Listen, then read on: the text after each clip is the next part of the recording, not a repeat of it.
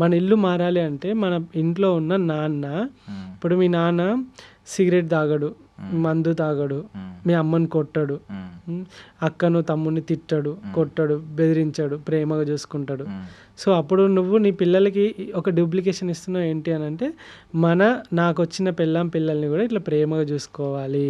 అప్పుడు తండ్రి మీద ప్రేమ, తండ్రి చూపెట్టే డూప్లికేట్ అంటే డూప్లికేషన్ ఏంటంటే ఆయన చేసేది ఈయనకి చూస్తున్నాడు, చూసి నేర్చుకుంటాడు. రైట్. సో ఇక్కడ ఏంటనంటే మనం మరి ఇదే పీపుల్ మనం ఫారెన్ పోతాము, వాడు అన్ని రూల్స్ పెడతాడు, ఆ రూల్స్ని పాటిస్తాం. హ్మ్. ఎందుకు అక్కడ పాటిస్తాం, ఇక్కడ పాటించాం? మనమే కదా. అవును. మన బిహేవియర్ కూడా ఒక అంతే బ్యాంక్లో డూప్లికేషన్. ఓ బ్యాంక్లో పోతే ఒకలా ఉంటుంది మనది, హోటల్లో పోతే ఒకలా ఉంటుంది, సినిమా హాల్లోకి ఒకలా ఉంటుంది. బాధ్యత రాహిత్యం అన్నట్టు. సో ఇదంతా మనము చూసారా ఎప్పుడైనా పార్టీ మీటింగ్స్లలో ఫుడ్ పెడితే ఎట్లా కొట్టుకుంటారు, హ్మ్.